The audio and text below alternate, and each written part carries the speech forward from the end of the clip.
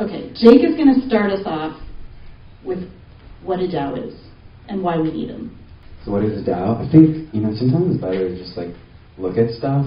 We all understand it if we see pictures. To me, a DAO is a really pretty simple thing. It's an organization where the rules are enforced by a computer program. So the way a lot of organizations work is you file these papers with the state, and if you want to enforce something, you have to pay a lot of money to lawyers and go fight about it in the courts. And that's how things are enforced. But DAOs, you enforce rules with computer programs. And you can think of the decentralized part. A lot of times DAOs run in decentralized infrastructure, so it's not just one company that controls your entire organization. They're usually run on things like blockchains or decentralized databases. The autonomous part, which I will also kind of show you, is when you vote for something to happen in a DAO, it automatically happens. That's kind of the magic to it. If you vote to pay someone, they get paid. And you don't have to send it off to HR or anything like that. And the organization part, that's the humans. Because humans are still in the mix here. I'll show a couple of DAOs. Some of them are pretty silly. One of the great things about DAOs is they can be these very silly, almost throwaway organizations. This is Rare Pizza's DAO. They sell really dumb pizza NFTs, I know. And then they take the profits from those NFTs, and on Bitcoin Pizza Day, they give everyone free pizza. Does an entity like this need an actual legal organization to exist? Do they need a 501c3 nonprofit, or what kind of organizations are great for these sort of silly throwaway ideas? DAOs can be things like social clubs. So this is a pretty famous one called Friends with Benefits. They throw a lot of parties. They're a social network, sort of, and they're a community that is organized around a DAO. But DAOs can be a lot more serious too. So a really great example is the MakerDAO. MakerDAO actually runs a decentralized finance protocol. So they actually govern all the parameters and the upgrades of that protocol. So it's all done through a DAO. In fact, this is one of the things that I'm most excited about for DAOs, is because for the first time, we can actually have governance over algorithms. We live in an age where algorithms run our lives. What does democratic control over algorithms look like? And I think with DAOs, we're starting to explore that fundamental question that's really going to impact the next century of human existence. So this is maker governance. A lot of these things are pretty technical, but again, they happen transparently in the open, and anyone who's a maker token holder can vote and participate in this. There are courts, DAO-run courts, which are really interesting. So settling things like arbitration disputes. But I work on DAO DAO, which is the DAO that makes DAO tooling. We try to make it as easy as possible for you to make a DAO. It's no-code DAO tooling. You don't need to know anything about code. This is kind of what it looks like in V2.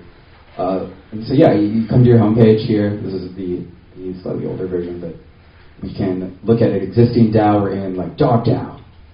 Dog DAO is a silly DAO, but we have some serious DAOs as well. Dog DAO, the whole point of Dog DAO is one dog with one token. So you post a picture of your dog, and then people vote on it, and if they like the dog, you can mint yourself a dog token. And so here, you can kind of see an early example of what a DAO UI could look like. You have, down here, we have our list of governance proposals. We can see their status, and these proposals were executed, but if we click on one, we can see, okay, here's someone posted a draw. I don't know if this is allowed, but clearly it was allowed. It got 100% yes votes. And so we can see okay, the proposal number, how I voted, how Case voted. You voted yes on this. That's not a dog. That's a picture of a dog. This doesn't count. It's a special edition dog. Okay.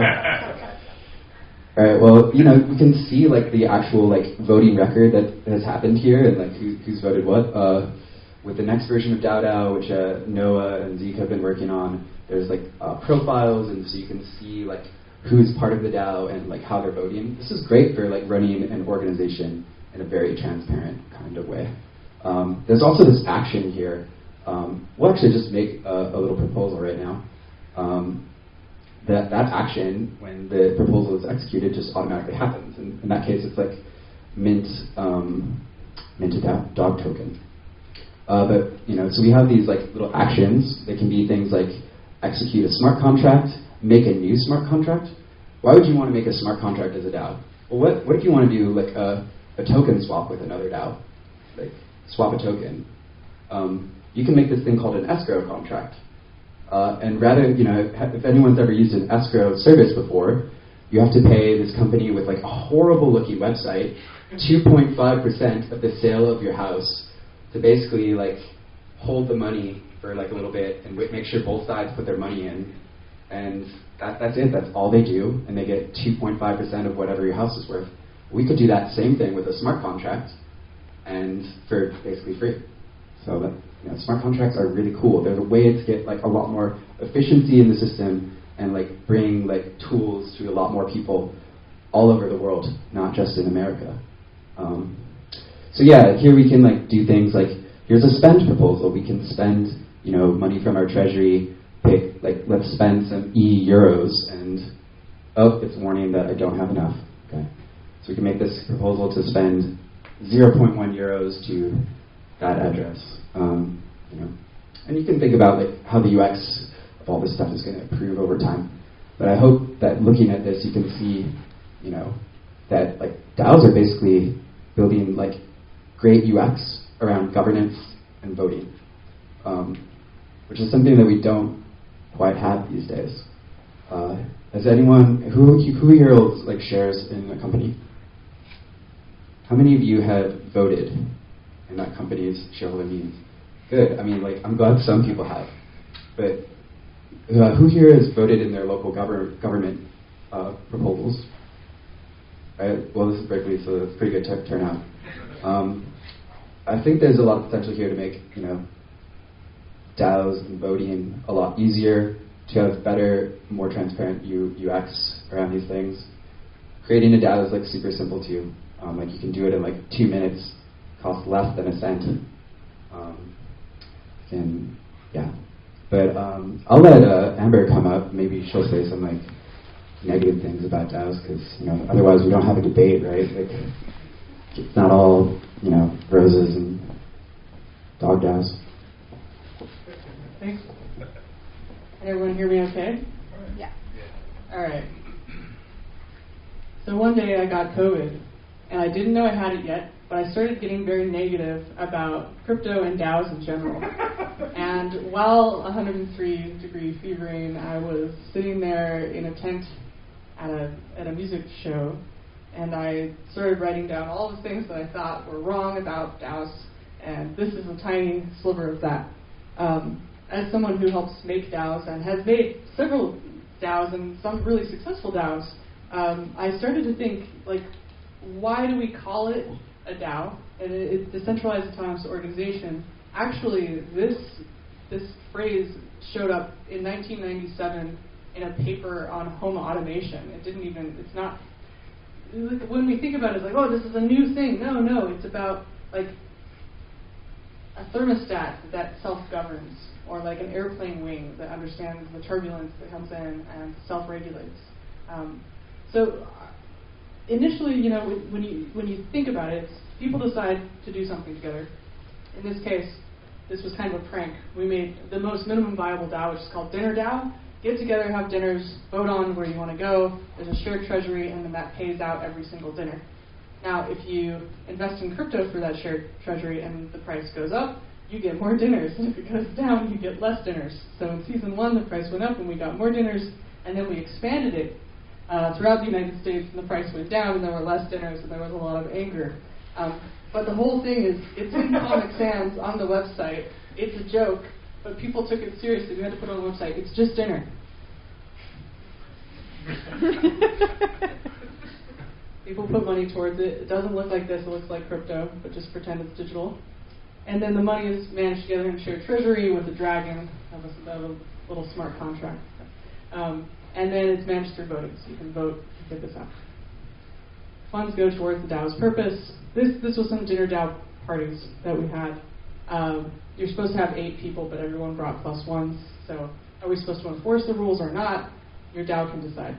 People don't want to vote sometimes, so that doesn't work. So this is supposed to be a bossless org. I just don't like any of the definitions of what it's not bossless. You're all bossing it around. And if you have more tokens, if you have more voting weight, you have more voting power, you can also call somebody behind the scenes and sway their vote. And I think it's important to consider a new term here. There's the word institution, which is all the stuff that you see on paper when people vote, or like in a boardroom, the board meeting, the meeting notes, Robert's Rules of Order. And then you have a term called exstitutional, which is kind of a lot of the stuff that happens outside of it, right? So the people went to the country club afterwards, and they actually conspired to do a thing behind the scenes, and then it looked like it passed unanimously at the board meeting the next time, 3 months later. But if we look at these things through the lens of just institutions, we miss a lot of the story. We miss the iceberg proverbially. And so it's kind of like this with DAOs. It's like what we see as the computer code that's representing the votes is a small, minuscule part of actually what's going on in the DAO, which is all the squishy human stuff behind the scenes. So it's not bossless. But the smart contract can enforce what people said. It's run by members. Members can be easily swayed. One way to hack a DAO, you can go on Twitter and feed disapproval or disappointment. Or you can say this is the coolest thing ever and sway people's votes. It's not decentralized in a way. Often if you have the power, if people buy in early, they might have more voting tokens than other people. It's not necessarily autonomous. It's not running itself. It's not like a thermostat that you set to a certain temperature and it goes. It's people power. This is my image of what most DAOs look like. There's a guy that, you meet him in the forest, he gets you to join his DAO, and then he's kind of like really obsessed with it, and some other people are like, wait, what am I supposed to be doing? And then suddenly from the woods, somebody's shouting out like, vote! And you're like, I forgot where my wallet was with the voting token. How am I supposed to get to this place? And like, this is one of the issues, right? It's this, I have too many decisions, or an over-proximity of all things, as Freud might say in Civilization and Discontents. And it barely counts as an organization, as my friends Ireland would call it. It's a disorganization often. Very rarely do you have people with a really good idea about what they want to do after the initial burst of, let's all get together and buy a dirigible blimp or something like that. This has happened. Dirigible DAO? Dirigible DAO. See, you could start it out right now, and then you could be stuck with a huge treasury. And this is really important. There was a thing called Constitution DAO, where it was, let's buy a copy of the Constitution, not the Constitution, one of maybe 5 copies of the Constitution. They raised like $45 million in, 3 days? Yeah. And then some other person that hated crypto said, well, I'm going to buy the copy of the Constitution for $50 million. So I bought into this because I thought, I want to be a part of the history, not to buy the Constitution, but I want to see what happens when this thing doesn't work. So I bought a little bit.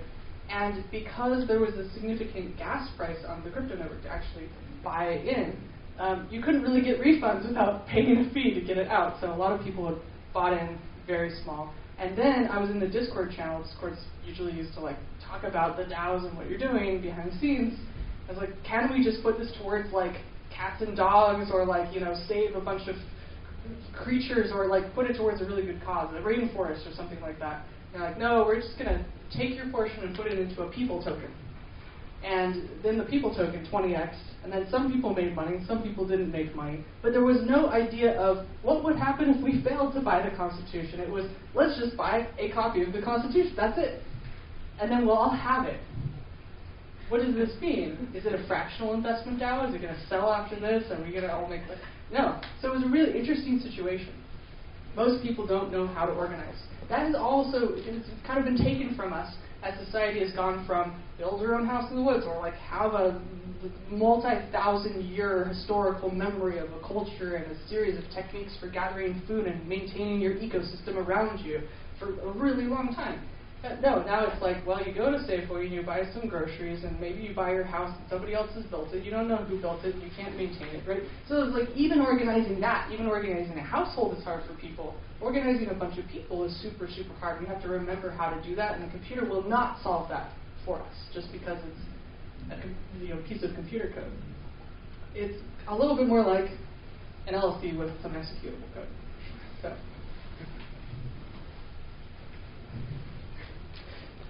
But I'm going to just stop here. But what are DAOs at their best? I think creating developer tools is a really great way to use a DAO.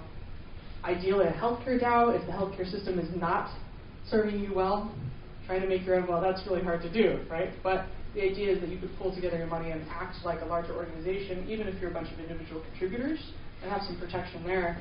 Things like open insulin, we're going to produce insulin for people at a cheaper rate, and we're going to hide it from the regulators, distributed under a network of, of free radicals, right? Like people need insulin. It could be organized by a DAO. A DAO is the best, something that could transform things like cities or change the environment with regenerative agriculture. Hooray!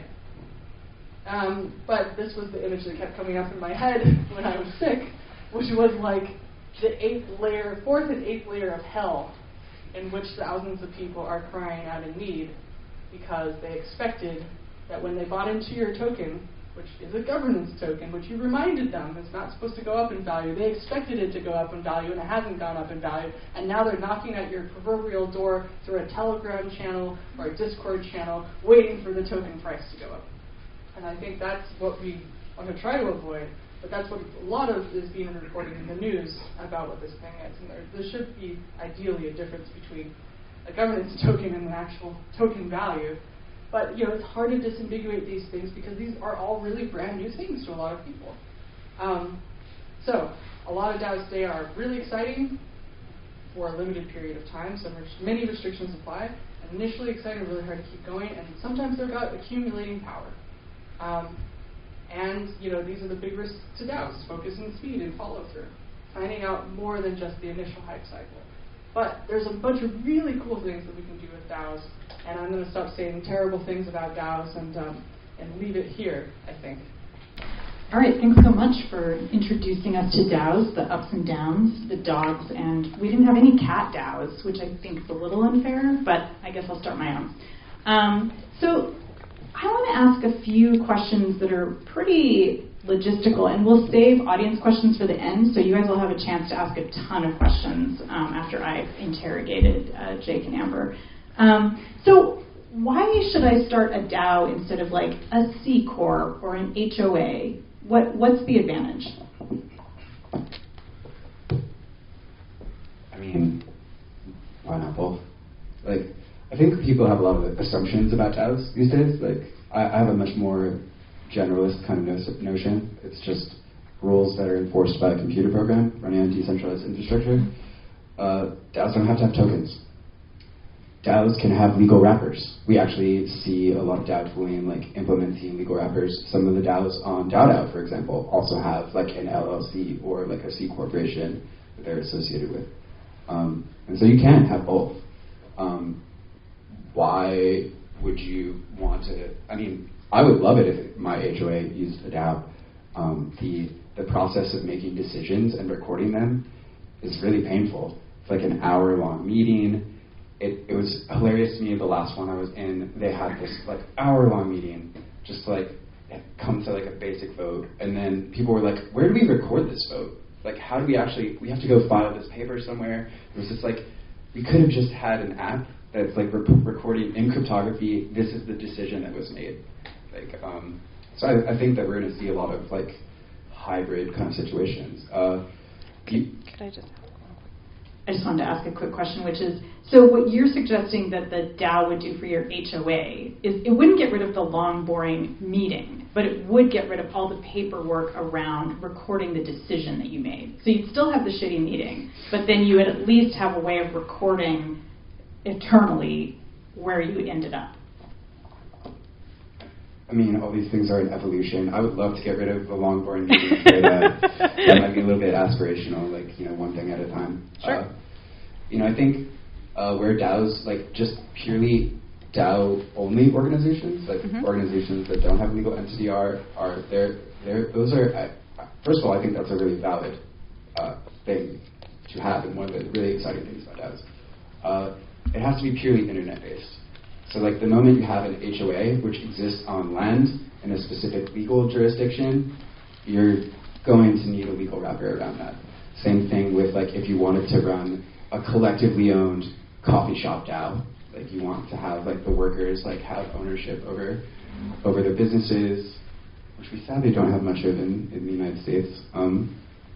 But for that, you're gonna need a like a legal wrapper, because to file the health and safety inspector reports with the state, they don't recognize these kinds of entities yet. So, but if you're doing something that's like internet only and also I'd say international, that's a lot more appealing. So where DAOs I think really excel is like governance of protocols or things like online communities.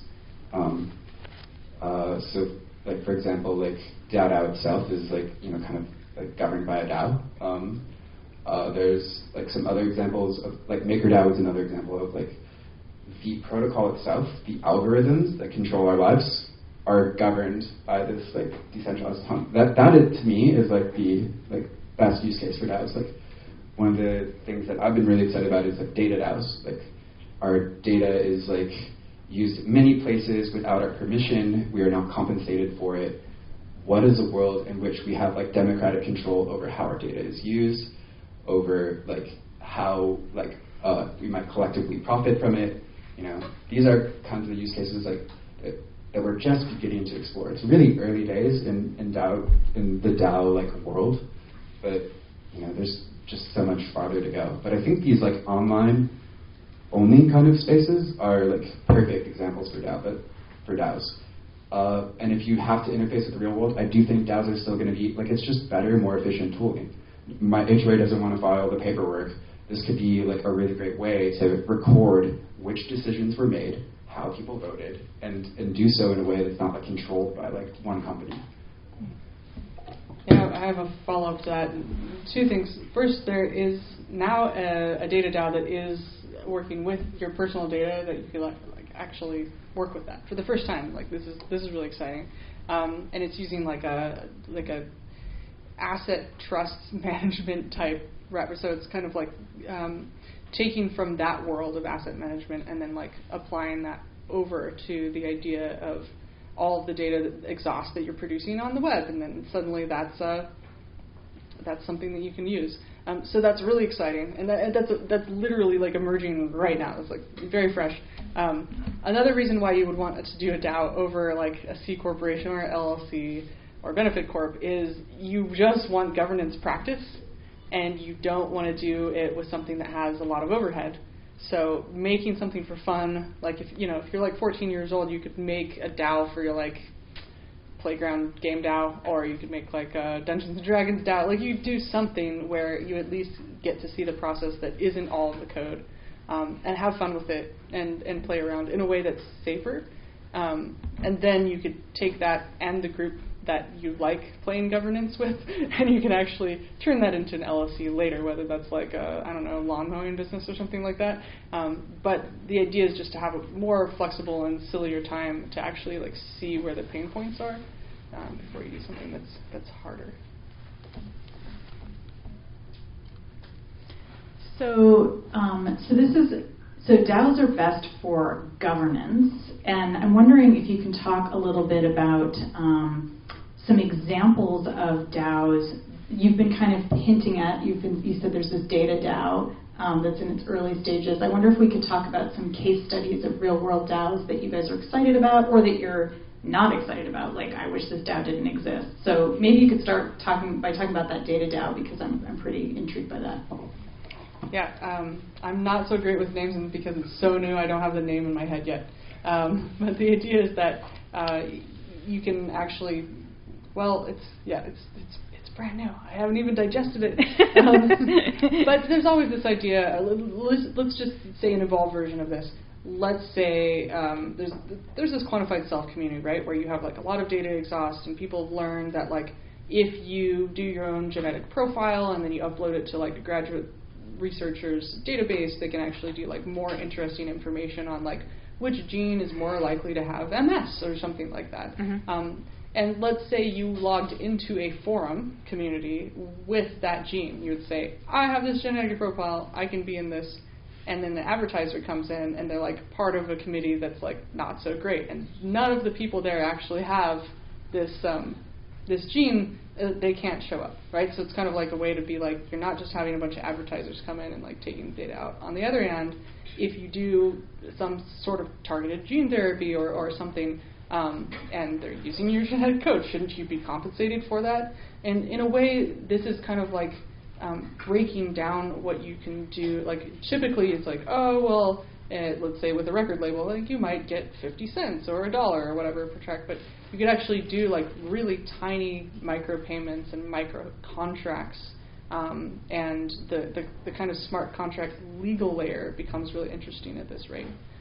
Or if as a collective you're all sending your Spotify and your PayPal data, which is already getting digested by these companies, but you have a governance say in how that gets used as a larger data DAO, that becomes interesting as well, right? Because for the first time you say, like, this is how my data could be used, you don't necessarily as an individual have to vote on that, but you could go with a delegate that you trust whose vote represents what you're interested in, or have the opportunity to like have a conversation with the people who are taking your data in a way that people have never been able to have that conversation with before. And I know that a lot of people who want data have not been having great avenues to get it ethically. They just kind of rip it out. But this offers people having to have that conversation and have more granular data and have like rules around that data, so that people aren't just like putting their data into a black box and never getting it out. So basically, I give you data and you give me a governance token in response. Is that kind of the idea? Sure. Yeah. I mean, that could be one way of doing it. Yeah. Go ahead. Yes. So I'm part of a lot of DAOs. One of my favorites is Juno Network. It's an entire blockchain that started purely as a DAO. A bunch of open source code. There was no token sale. We never got investors. We didn't get A16Z to put in $50 million and so we just it was a decentralized collective, and it wound up getting pretty big during the height of the market frenzy before we went into a recession. We got to $2.5 billion market cap, which is pretty crazy. That's just a bunch of people coming together on the internet. But what was really cool about it is we came together and we used the DAO tooling we built with DAO DAO to fund a lot of public works and fund a lot of open source libraries and fund a lot of tools. There's actually people in this room that have gotten dev grants from this DAO, which they had to pay taxes on, obviously, but they got dev grants from this DAO to work on contributing to open source, and that's I think a really, really cool thing. And that DAO is actually pretty famous. I don't want to get into the whole story, but there's Google Juno Network. There's some fun articles about it, but it's basically governance over a state machine, which is really, really awesome. Another project that's actually building on Juno Network that I really like as a use case for DAOs is called Howl, and it's a decentralized social media platform, so it's meant to be like Twitter. But each of these, think of it as a cross between Twitter and Reddit, where you have these communities organized around topics and interests. But there, DAO tooling is used for community moderation and curation as well. So there's many different types of use cases where we can apply DAO tooling and get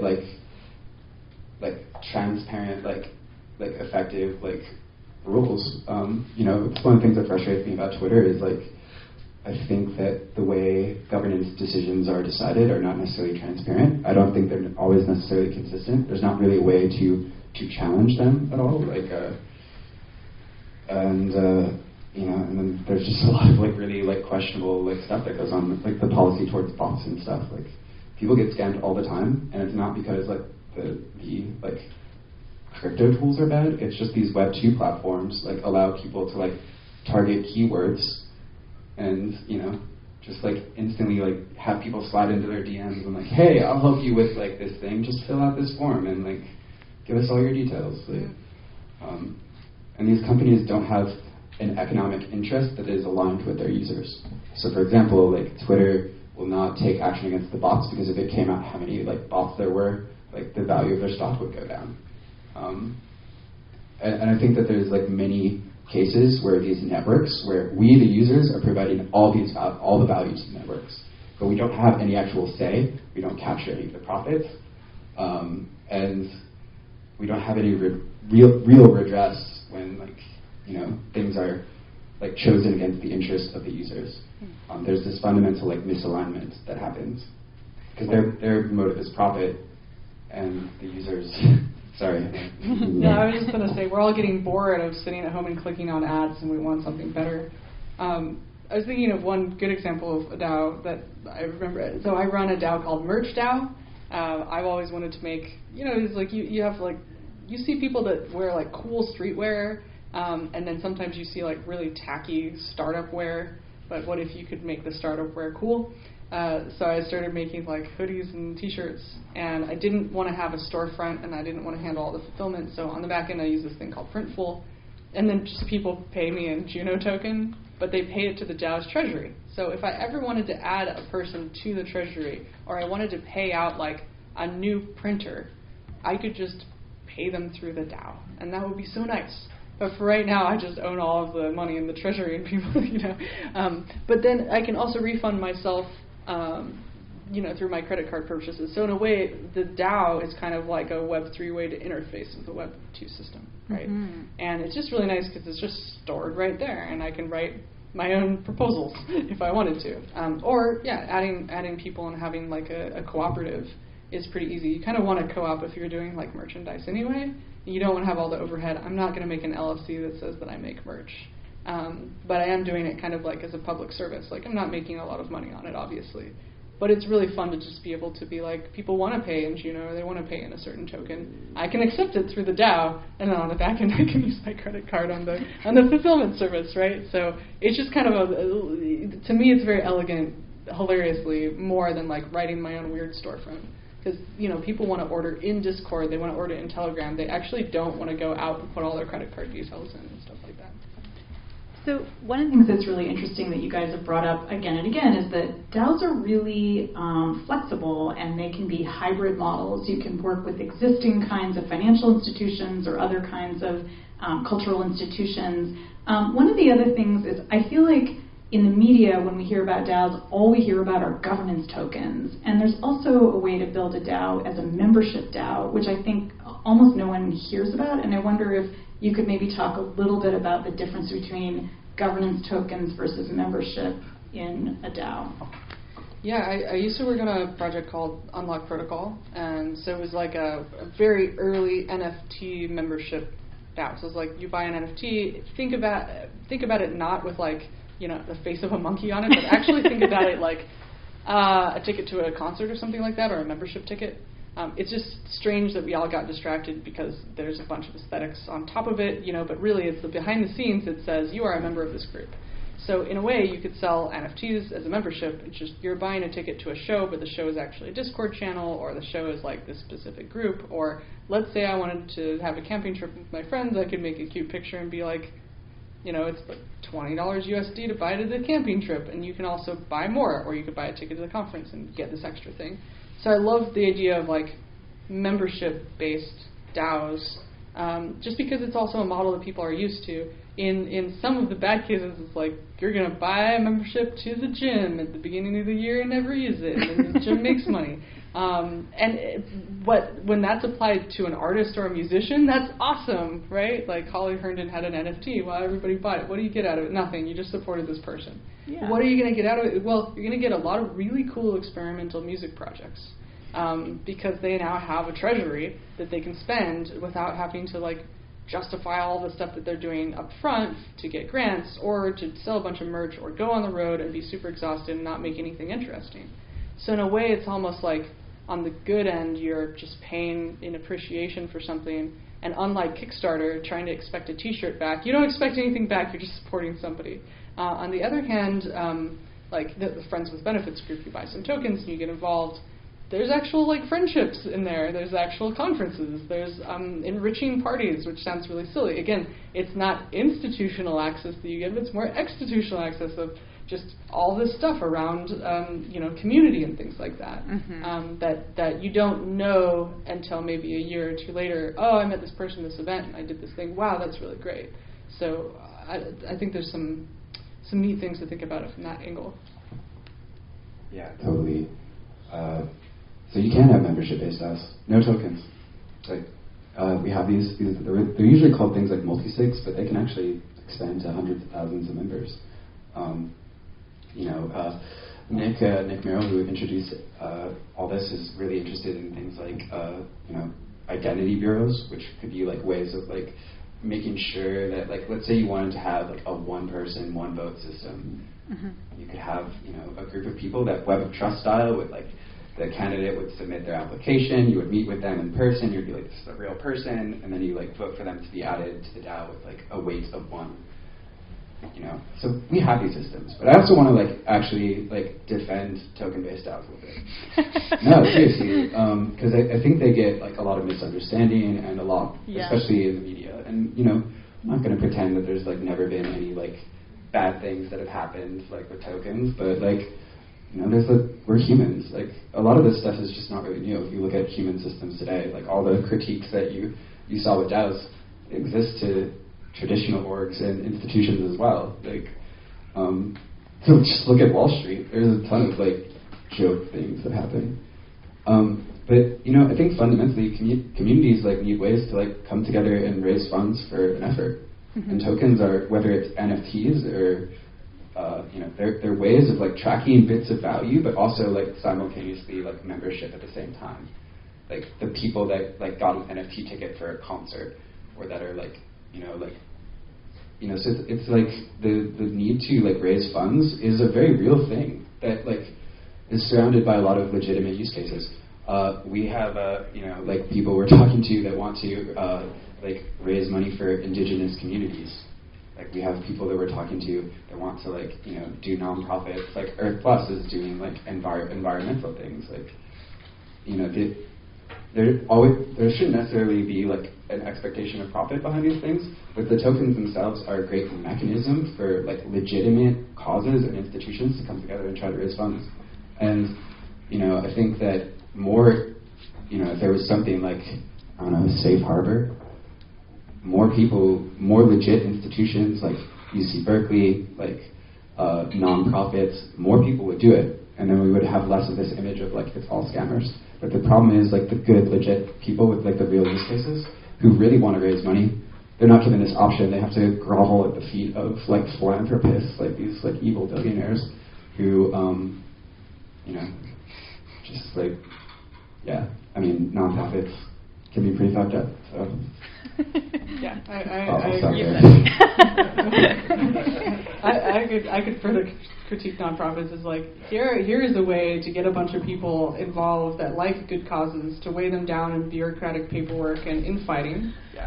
Make sure that they don't get paid enough to actually have enough like serotonin in their brain to think about new and interesting things, and then just beg people for money, and the only recourse they have is making them feel bad. And then if you have rich people that actually pay money, make sure to have like a nice dinner where they can wear $3,000 dresses and be seen and have photographers there. And at the end of the day, you're not actually giving anybody any money for any cause at all. Dang.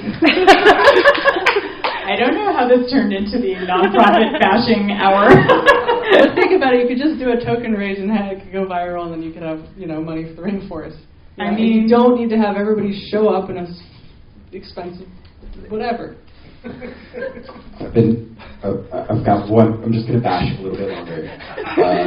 So I've been talking with like some indigenous peoples groups, and they sometimes get funded from philanthropists. But guess what? There's a big like 50-year-old white dude that they have to go and like try to convince like every time they want access to the money. Like, what if we gave it directly to the community? And the community had this thing like called a DAO that would allow them to like come together and coordinate and collectively decide on things. What if we just gave it directly to the community rather than, but we can't because those things are illegal. Yeah, actually, to build on this, one of the reasons why I like Merch DAO is you have this thing where you get too much money in your PayPal account, and PayPal's like, you are weird. I'm going to cancel your account, and you have no recourse, right? And we don't know why. And I'm like, cool. I love Kafka-esque bureaucratic situations in which I must scream and I have no mouth, right? Like, this is terrible. But at least with a wallet, you have self-sovereignty over your money. And so if you're working with indigenous communities, you could give them the wallets and they could actually have access to it instead of having to go through several ridiculous amounts of institutions in order to get this out and be liquid. You know, and I think that's one really, really, really compelling thing about this whole thing. Like, I keep forgetting that if I take money in crypto for, you know, I could use USDC for this merch, I never have to be flagged for something super weird. I mean, this merch is going all over the world. It could definitely flag me. I actually tried to set up like a Stripe store or like one of these stores, and it immediately got taken down because it was suspicious because there were so many initial orders. And they didn't believe it. And I said, you know what? I'm just not going to do this, you know. So I think there's something to be said for things that can't be taken away from you. I think that's super special.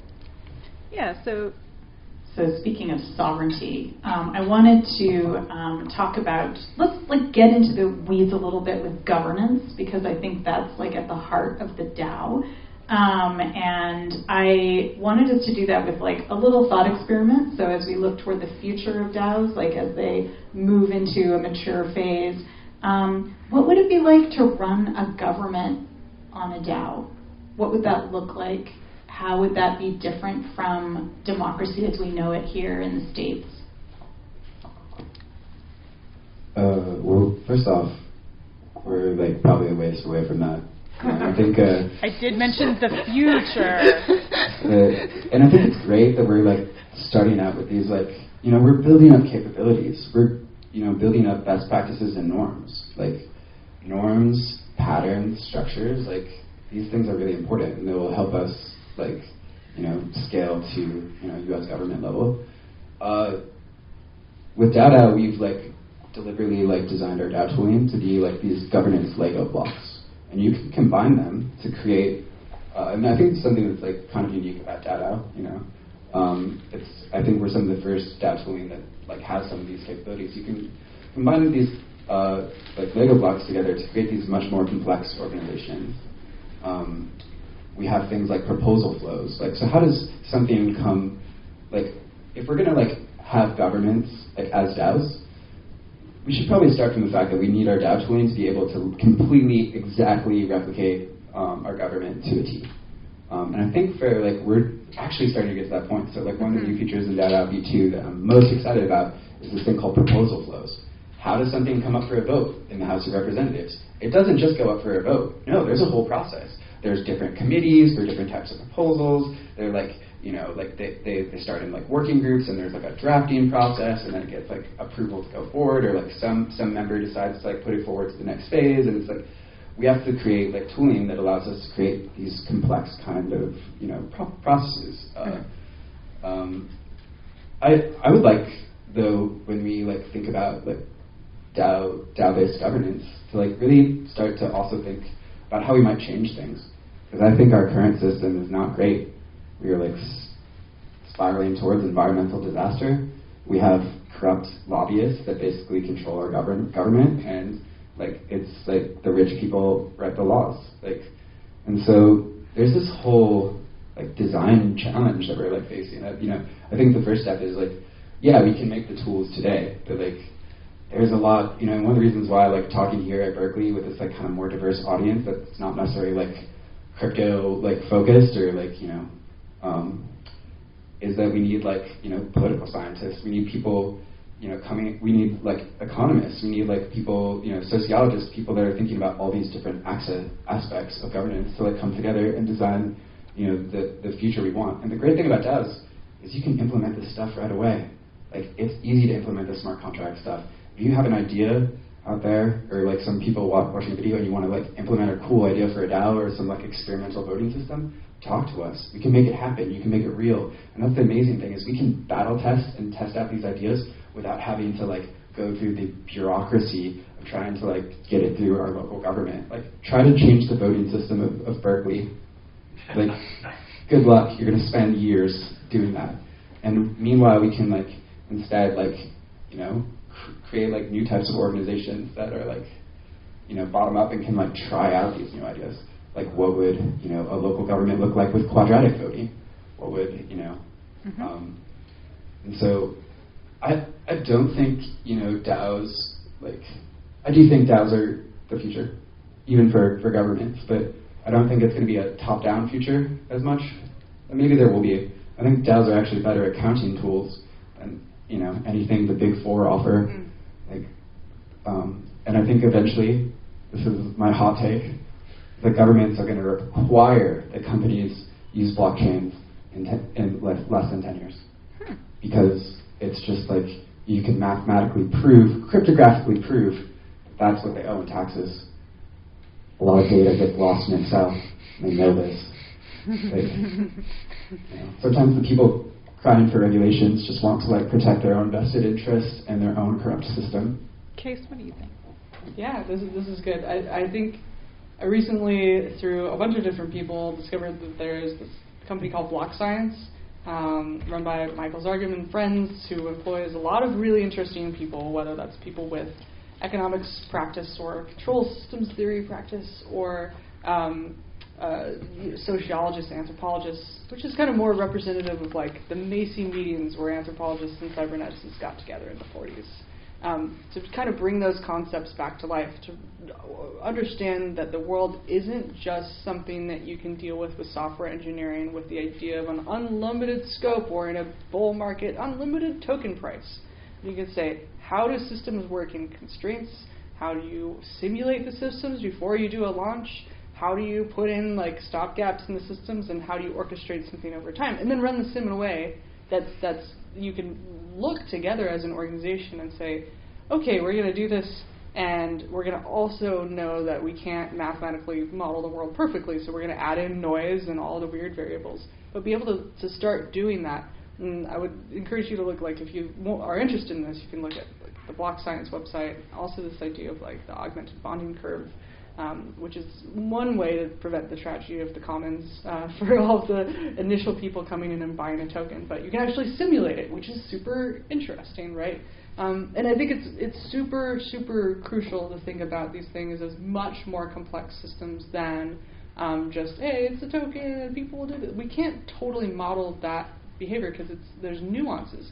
And you also have to kind of simulate things like, can you also in your simulation include Twitter? Because that's really affecting a lot of, that's an institutional force, right? And so it's really interesting to be able to, let's say, move these systems up one category in our minds, and instead of say, oh, this is just a software engineering problem, learn from economics and electrical engineering and signal processing and the respect that, let's just say, blue-collar professionals put into their work. On all of these things, just thinking about, I always think about how electricity was initially built. It was yay, we have this killer app, we have all these killer apps that we need to allow everybody to subscribe to, the washing machine, and we're going to bring all of this out into the middle of a rural place, and we didn't do the same thing with Wi-Fi. This is very strange, right? But the way in which that was set up, we can learn from, but very few people look back and say, how do we set the systems up? How are they governed? How do they work? Are they distributed or not? What are the things with these systems? Because that's actually what we're going to be dealing with these new systems. It's not anything new totally is going on, and some of these things will rhyme. But there's a lot of things to learn from that's not just the super abstracted, computer science layer, because again, it's all still tied to physical elements and humans. So we can learn a lot of cool things from control theory, and there's a bunch of really cool papers that are coming out about this that you can look at on the Block Science website. I'm super fan of this organization because I feel like they've started to clarify a lot of this mess that it looks like a mess. It's you have a lot of things that are invisible, and they're actually able to make them visible for the first time. I think that's really exciting. So. I want to open it up to the audience for questions. Yeah. Should I take the mic over there maybe? Or is there another? Yeah, you can take my mic and we can share. Yeah.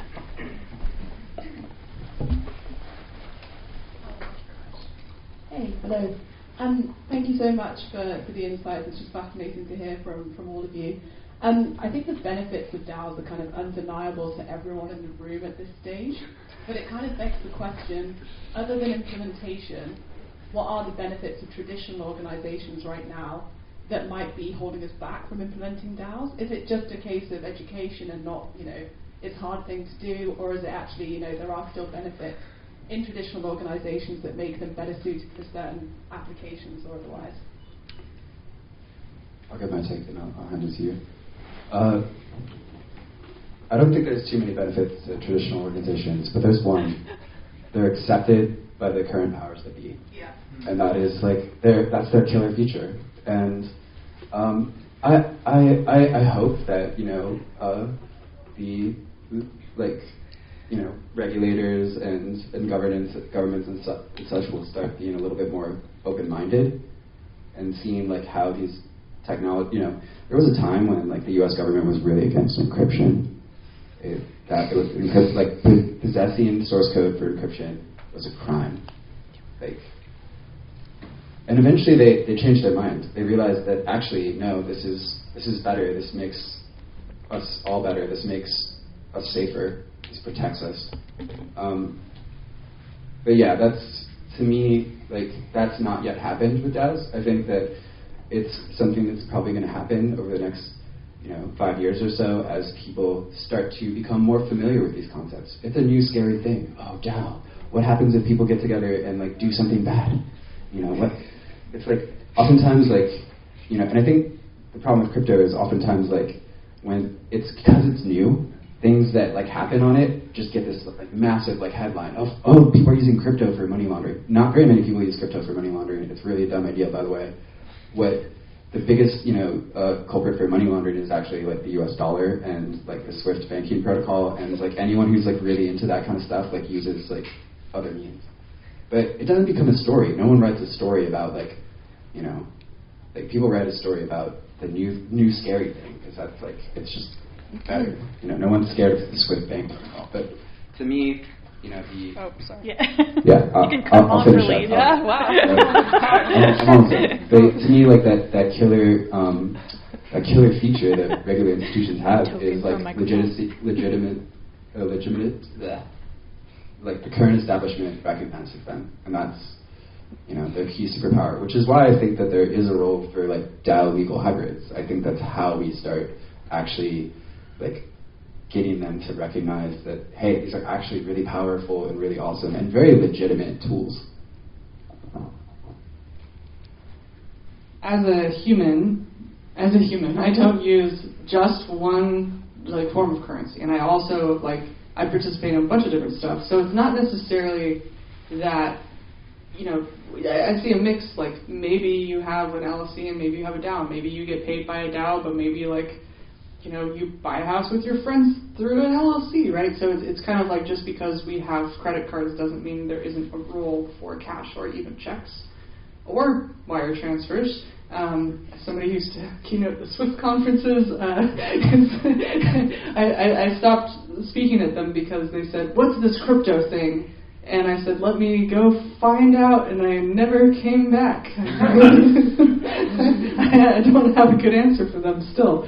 But I think it's really important to think about how the future is not one, the future is many, and it's lots of different things interoperating with each other. And I would rather have a coral reef of a future than a one-size-fits-all luxury space communism. Other questions? Yeah. Thanks. Can you hear me? Yeah. Thanks. This is great. I've learned so much, and I'm a big proponent of DAOs as I'm a student of them. One of the problems that I've looked at with DeFi and probably DAOs is the dilemma of smart contracts or code that's exploitable kind of 0 day. So we see that in DeFi, and so if I have this fantastic idea to come up with a DAO, and I don't know, I grant 1,000 tokens, and that was a bad idea because I don't know how to create governance on the top of my head. How do you prevent a governance problem day one, similar to some of the DeFi kind of exploits that happen day one? This is a really great question. So part of it is the evolution and battle testing of these systems over time. So like, how to structure an organization has been a problem that has been fought many times. Like the Delaware C Corporation that like basically everyone uses today came through all these like court battles. Like it happened over years and years and years. But so like these like battle tested systems, sometimes when they first come out, like when people were first writing up their company charters and then fighting it out in courts over, I think that's a good meta. It's not exactly the same. It's a different type of code. It's legal code. But it, I think, highlights also something that's happening here, which is that, as we go on, yes, there have been a lot of hacks, but what we're doing in crypto is kind of speed running the evolution of these systems. And that's ultimately, I think, going to lead to a more robust outcome. So our current financial system could probably be hacked by a nation-state actor very easily. Because I have friends that work for hedge funds doing data stuff. Guess how they manage their data? They manage billions of dollars in Excel spreadsheets. Excel spreadsheets are very easily exploitable. You just send one to the CEO. It has a macro in it. Now they're running their Windows computer, and now they're pawned, and the data is corrupt, and we don't know what the true state of the world is. And the financial crisis of 2008, there was confusion over what were the assets owned, where they belong. There's our current systems are actually not as immune to the attacks as we might think. There's billions of dollars of wire fraud that happens and identity fraud that happens every year, but it's using these normal systems like your bank, your wire. It doesn't make a good story. The good story is the code bug that lost to $100 million. That gets covered in the media. But one of the things with smart contracts with code, all of your phones and stuff are using libraries that were built up over years and years and years, really robust open source libraries that really power the world. And you know what? There were bugs in some of those too, but over time they became more and more robust. And so what we're building here is I think the recipe for a robust ecosystem is an evolution. And yes, sometimes there's going to be things that happen, especially on the more experimental side of things, and that's fine. That means innovation is happening, and that when mistakes do happen, they're getting fixed. And as you have eventually you develop this really, really robust set of tools and patterns and contracts and code bases that have been battle tested in adversarial environments, which I cannot say for our current financial system. It's actually something that makes me really worried, given all the stuff that's happening geopolitically, is could there be some attack on our current financial system? Because people are trying to hack everything in crypto. There's a whole class of people that will look for smart contract bugs.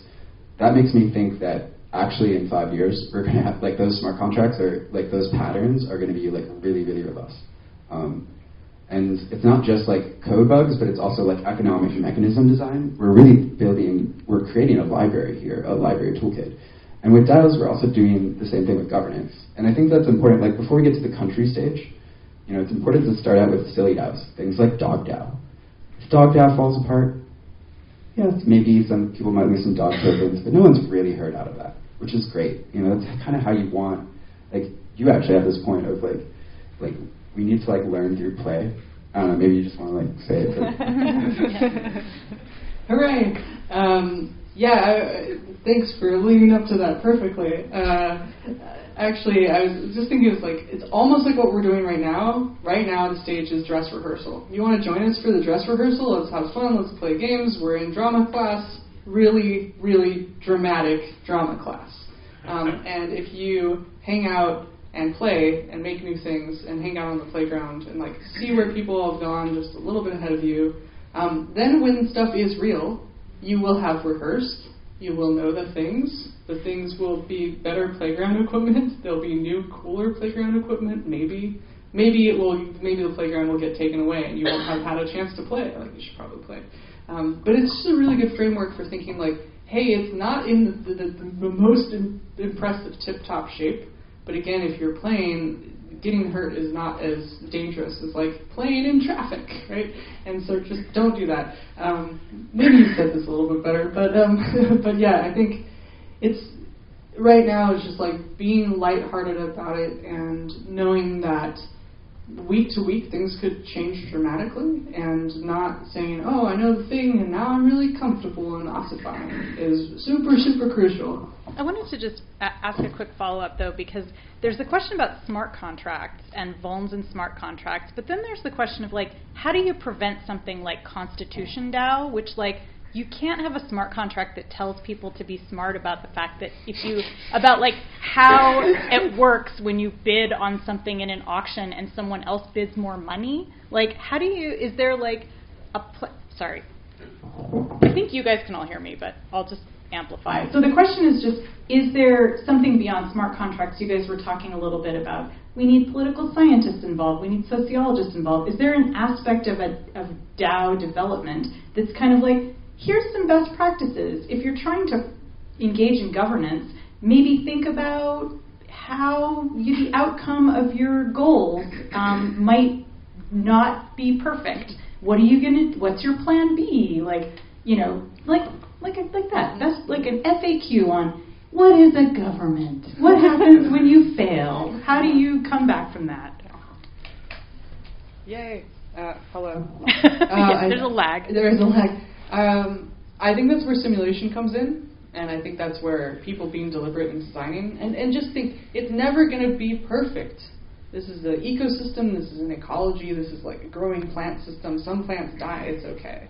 And thank goodness, right? Like, death is okay, death is good, you know? We don't want to have infinite life extension for all of our DAOs. Like, some DAOs need to die, you know, and so we have to think about it from a perspective like that, which is, it's not going to be, not everyone makes a deliberate t-shirt line or a deliberate food brand, or like, a lot of people, it's a mess. You know? It would be nice if there were more frameworks that people could follow to deliberately design systems that were harmonious with people.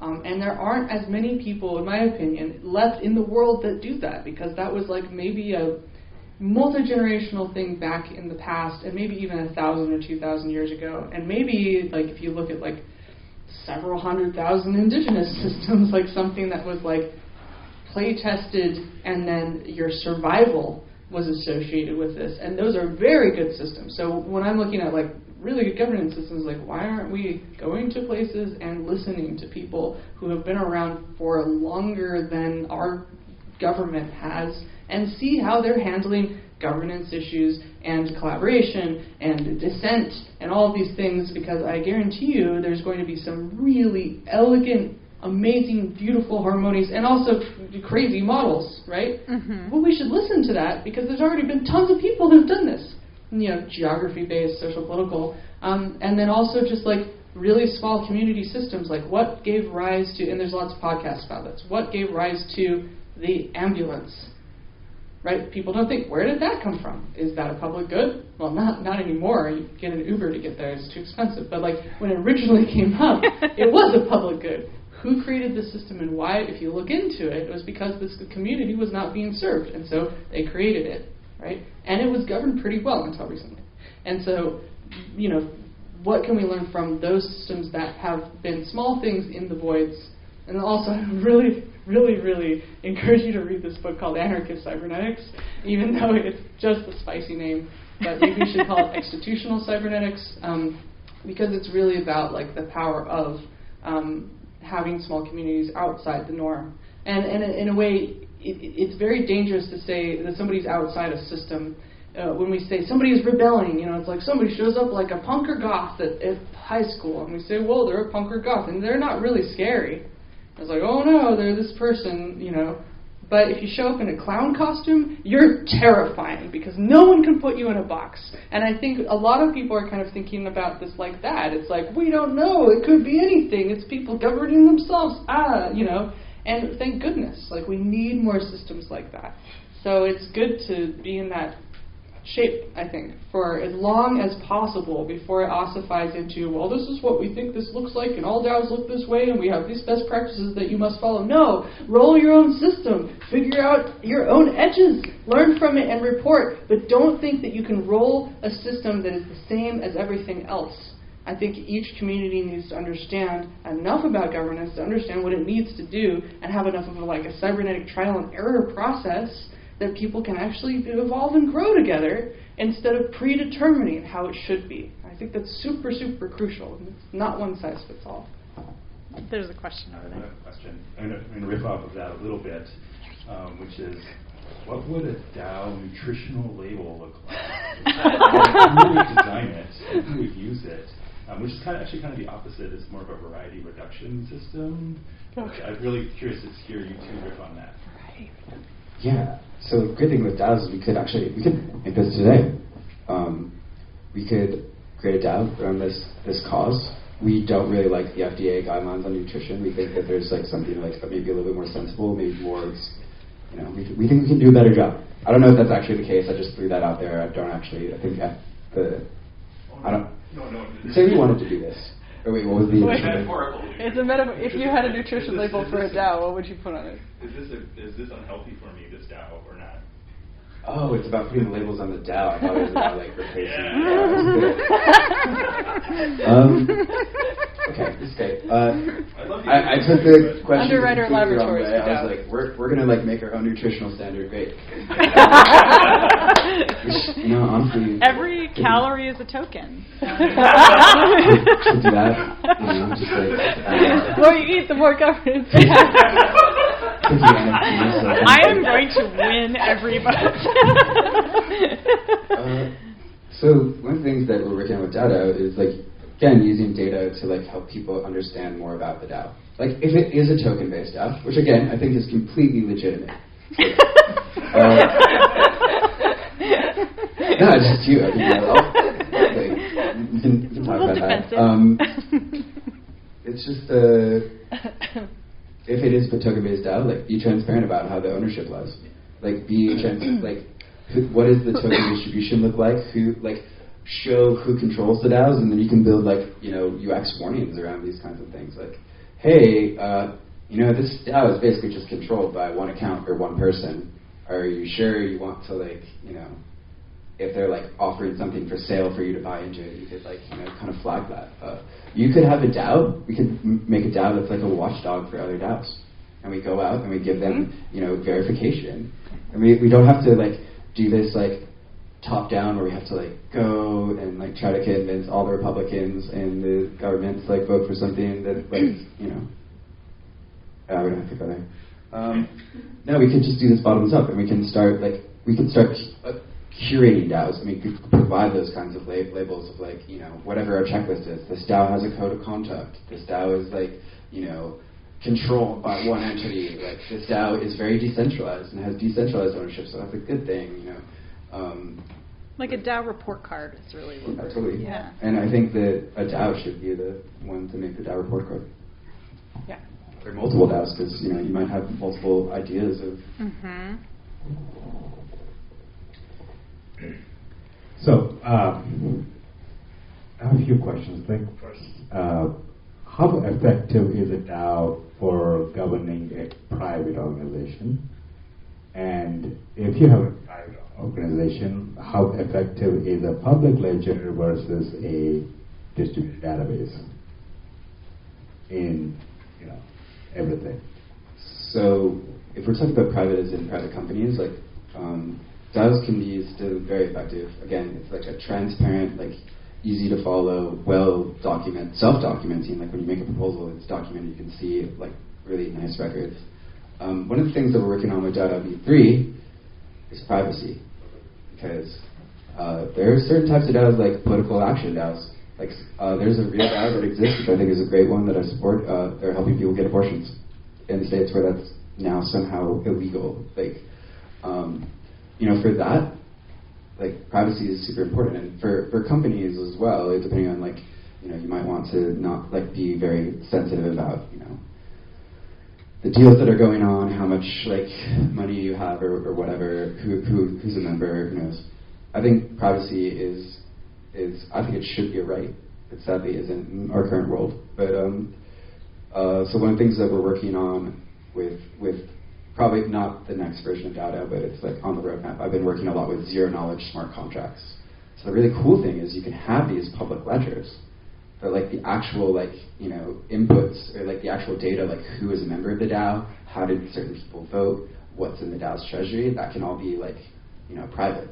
The cool thing about zero knowledge technology, by the way, I'm just going to riff off on this, it's probably like a whole other talk, is that you can still do things like compliance. So you could have like a private DAO treasury, and you can create a ZK proof and send it to the IRS that proves exactly like this is how much you should owe in taxes. And so like I think that is like something right now everything's public, which I think is great. It maximizes learning. Like the whole zero knowledge stuff adds more technical complexity on this. We're still in the design phase. We want to just iterate as quickly as possible, run these small experiments, like help things evolve. We need the Cambrian explosion of DAOs, and then eventually it's going to like solidify a little bit more. But we don't, kind of to Abder's point, we don't want it to like ossify too quickly. And so I think private companies like running a DAO with a private company, or private companies using DAOs is great. We actually have some companies that are using DAO DAO as well. I mean, at the end of the day, like blockchain is just a fancy word for accounting tools. It's literally just an accounting tool backed by cryptography. Okay. Follow-up question. What would you say is the difference between an ERP system and a public ledger for private usage? Can you restate the question? So the question is, what is the difference between an ERP system, which stands for Enterprise Resource Planning, and a public ledger? I mean, the key difference is like one is like running on like the database, of like one company. Right. The problem, I mean, and that's fine. We have a lot of companies, like most companies in the world use ERP systems. ERP systems keep tracks of things like their inventory, all their orders, things like that. Human resources, finances, the whole Human resources, finances, payroll.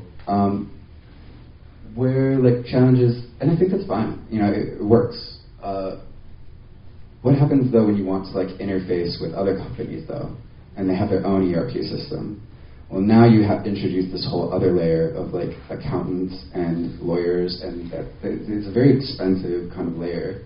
You have to like negotiate terms of each deal, and then sometimes fight over them, and like there, like the inefficiencies start to creep in. There's also sort of maybe like potentially trust issues too. Like, are we operating over the same like understanding of data? Like maybe you actually don't have all those things in the inventory, and like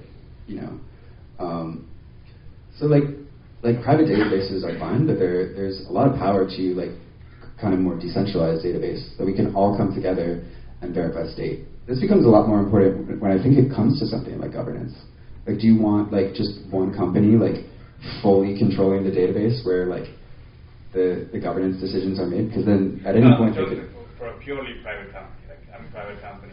Yeah, if you're a private company, would you trust another company with your private company governance decisions?